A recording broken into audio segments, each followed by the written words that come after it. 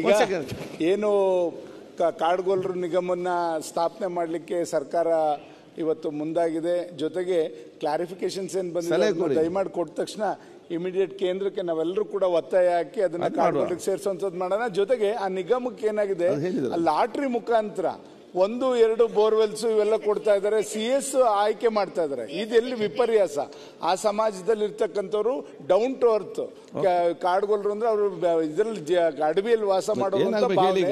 ಅದರಿಂದ ಅವ್ರಿಗೆ ಎಲ್ಲ ದಯಮಾಡಿ ಕ್ಷೇತ್ರವಾರು ಎಲ್ಲೆಲ್ಲಿ ಕಾಡುಗೊಲ್ಲರು ಇದ್ದಾರೆ ಅವ್ರಿಗೆ ಬೇಕಾದಂತ ಜನಾಂಗಕ್ಕೆ ಬೇಕಾದಂತ ಸವಲತ್ತುಗಳನ್ನ ಅಲ್ಲೇ ಆಯ್ಕೆ ಮಾಡೋಕೆ ಆ ಕ್ಷೇತ್ರಕ್ಕೆ ಕೊಡಬೇಕು ಅಂತ ಮಾಡ್ತೀವಿ ಸರ್. ಅಲ್ಲಿ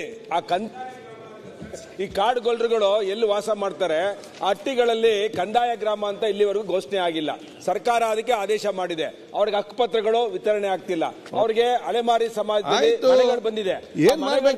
ಸಜೆಷನ್ ಕಂದಾಯ ಗ್ರಾಮವನ್ನ ಕಂದಾಯ ಸಚಿವರು ಮತ್ತೆ DC ಅವ್ರಿಗೆ ಆದೇಶ ಮಾಡಿ ತಕ್ಷಣ ಕಂದಾಯ ಗ್ರಾಮಗಳನ್ನ ಘೋಷಣೆ ಮಾಡಬೇಕು. ಅವ್ರ ಮನೆ ಗ್ರಾಂಟ್ ಬಂದಾಗ ಮನೆ ಕಟ್ಕೊಳಕ್ಕಾಗಲ್ಲ, ಹಕ್ಕುಪತ್ರ ಇರಲ್ಲ. ಅದನ್ನ ಬಹಳ ತುರ್ತಾಗಿ ಸರ್ಕಾರ ಮಾಡಬೇಕು. ಎರಡನೇದು ಆ ಕಂದಾಯ ಗ್ರಾಮ ಕಂದಾಚಾರ ಮೂಢನಂಬಿಕೆಗಳು ಇವತ್ತು ಇದ್ದಾರೆ. ಜಡ್ಜ್ ಒಬ್ರು ಹೈಕೋರ್ಟ್ ಬಂದಿದ್ರು ನಮ್ಮ ತುಮಕೂರು ಗ್ರಾಮಾಂತರಕ್ಕೆ. ಅಂದ್ರೆ ಅಷ್ಟು ಕಂದಾಚಾರ ಆ ಗ್ರಾಮಗಳಲ್ಲಿದೆ. ಆ ಸರ್ಕಾರ ಇಲಾಖೆ ಏನ್ ಹಿಂದುಳಿದ ಇಲಾಖೆ ಇದೆ ಆ ಕಂದಾಚಾರವನ್ನು ಹೋಗಲಾಡಿಸುವಂತ ಅವೇರ್ನೆಸ್ ಕ್ಯಾಂಪ್ಗಳನ್ನ ಅಲ್ಲಿ ಮಾಡಬೇಕು. ಮತ್ತೆ ಮೂಲಭೂತ ಸೌಕರ್ಯಗಳಿಂದ ವಂಚಿತರಾಗಿದ್ದಾರೆ.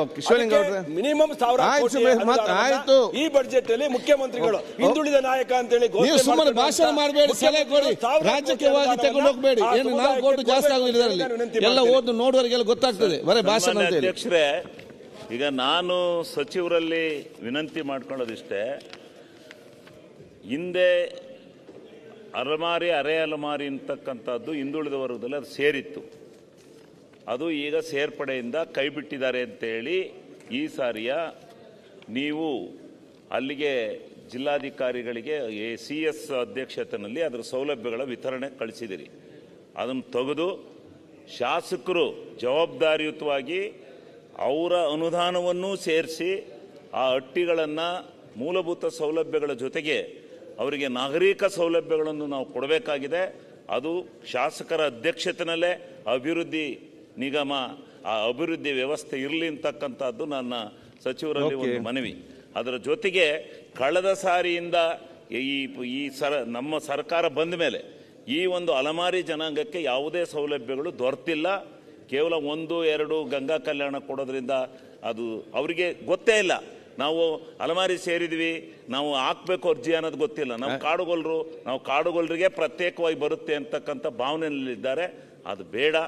ದಯಮಾಡಿ ಈ ಸಾರಿ ಅವರನ್ನ ಕಾಡುಗೊಲ್ಲರು ಅಂತಲೇ ಪ್ರತ್ಯೇಕರಣಗೊಳಿಸಿ ಆ ಕಾಡುಗೊಲ್ಲ ಜನಾಂಗಕ್ಕೆ ಈಗೇನು ನಿಗಮ ಮಾಡಿದಿರಿ ಆ ನಿಗಮದ ಮುಖಾಂತರನಾಗಲಿ ಸರ್ಕಾರದ ಮುಖಾಂತರನೇ ಆಗಲಿ ಮೂಲಭೂತವಾದಂಥ ಸೌಲಭ್ಯಗಳನ್ನು ಕೊಡುವುದ್ರ ಜೊತೆಗೆ ಅಲ್ಲಿರ್ತಕ್ಕಂಥ ಸಾಂಪ್ರದಾಯಿಕವಾಗಿರ್ತಕ್ಕಂಥ ಕಸುಬನ್ನು ಏನು ಮಾಡ್ಕೊಂಡು ಬಂದಿದ್ದಾರೆ ಆ ಕಸುಬಿನ ಜೊತೆಗೆ ಅವರಲ್ಲಿರ್ತಕ್ಕಂಥ ಮೌಢ್ಯತೆಯನ್ನು ಹೋಗಲಾಡಿಸ್ಲಿಕ್ಕೆ ಪ್ರಾಮಾಣಿಕವಾದಂಥ ಪ್ರಯತ್ನ ಆಗಲೇಬೇಕಾಗಿದೆ. ಅದಕ್ಕೋಸ್ಕರ ಸರ್ಕಾರ ವಿಶೇಷವಾಗಿರ್ತಕ್ಕಂಥ ಆದ್ಯತೆಯನ್ನು ಕೊಟ್ಟು ಆ ಮೌಢ್ಯತೆಯನ್ನು ತೆಗಿತಕ್ಕಂಥ ಕೆಲಸವನ್ನು ಮಾಡಬೇಕು. ಓಕೆ, ಈಗ ಸಚಿವ ಅದಕ್ಕೆ ನಾನು ಕೂಡ ಸಮಯ ಕೊಟ್ಟದ್ದು ಆ ಸಮುದಾಯನ ಆಲೋಚನೆ ಮಾಡಿಕೊಂಡು ಅತ್ಯಂತ ಮೈನ್ಯೂಟ್ ಕಮ್ಯುನಿಟಿ ಅದಕ್ಕೆ ಎಲ್ಲರಿಗೂ ಅವಕಾಶ ಕೊಟ್ಟಿದ್ದೇನೆ. ಅದಕ್ಕೆ ಪ್ರಯೋಜನ ಆಗೋ ರೀತಿ ನಿಮ್ಮ ಕೆಲಸ ಕಾರ್ಯ ಆಗ್ಲುತ್ತರ ಇರಲಿ. ಅಧ್ಯಕ್ಷರೇ, ಎಲ್ಲ ಸದಸ್ಯರು ಕಾಡುಗೊಲ್ಲ ವಿಚಾರದ ಬಗ್ಗೆ ಒಳ್ಳೊಳ್ಳೆ ಸಲಹೆಗಳನ್ನು ಕೊಟ್ಟಿದ್ದಾರೆ.